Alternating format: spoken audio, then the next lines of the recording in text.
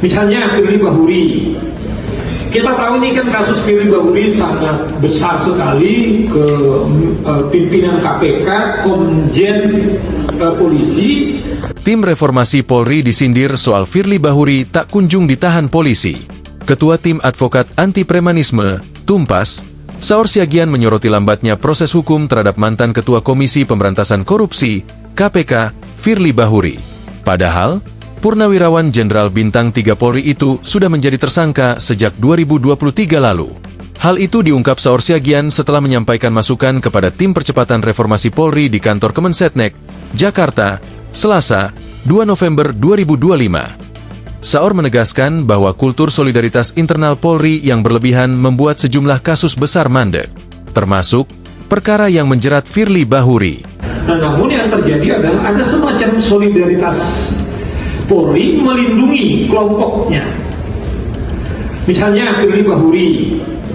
Kita tahu ini kan kasus Firly Bahuri sangat besar sekali ke pimpinan KPK, Komjen Polisi.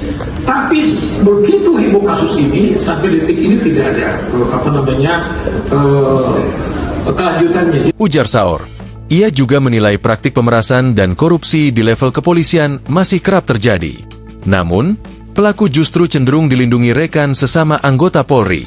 Menurut Saur, pola ini harus diputus jika Polri ingin menjadi institusi yang benar-benar bersih dan melayani publik. Jadi, solidaritas melindungi teman-teman yang melakukan pelanggaran hukum, kejahatan, itu kemudian sangat menonjol, kemudian dilindungi. Jelasnya, selain persoalan kultur, Tumpas juga menyoroti isu pendidikan di institusi kepolisian yang dinilai semakin bergeser dari orientasi pelayanan publik menuju motif mencari kekayaan. Ketiga, mata pendidikan. Misalnya kita melihat dari pendidikan dari awal, udah terbiasa, sekarang kita bilang orang menjadi polisi itu bukan betul-betul kitohnya mau melayani masyarakat, mengayomi, melindungi, atau menegak hukum, tapi udah viral. Orang jadi polisi ini sekarang gimana cepat kaya? Misalnya kalau bukan di Serse, sering itu, bukan Serse telepon saya, Bang bisa nggak bantu supaya saya dipindahkan di Serse? Udah rusak gitu. Jelasnya, Firly Bahuri kali terakhir tanggal dipanggil untuk diperiksa 28 November 2024 di ruang pemeriksaan lantai 6 gedung Bareskrim Polri. Namun Firly tidak hadir dalam panggilan itu. Panggilan pemeriksaan pada 28 November 2024 merupakan panggilan kedua untuk Firly dalam kasus dugaan pemerasan. Adapun dugaan pemerasan tersebut pertama kali dilaporkan ke Polda Metro Jaya melalui aduan masyarakat, Dumas, pada 12 Agustus 2023. Melalui gelar perkara, Polda Metro lalu mengumumkan Firly Bahuri sebagai tersangka pada 23 November 2023. Polisi pun sudah melakukan penggeledahan di rumah mantan Ketua Komisi Pemberantasan Korupsi, KPK, Firly Bahuri di kawasan Bekasi, Jawa Barat dan Kertanegara, Jakarta Selatan. Kuasa hukum Firly Bahuri, Ian Iskandar, menilai bahwa penyidik Polda Metro Jaya, PMJ, seharusnya menghentikan penyidikan kasus ini.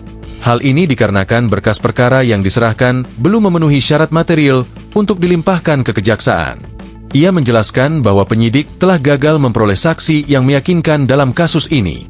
Menurutnya, jaksa meminta penyidik Polda Metro Jaya harus memeriksa minimal 2 saksi yang melihat, mendengar, mengetahui, dan mengalami peristiwa hukum tersebut.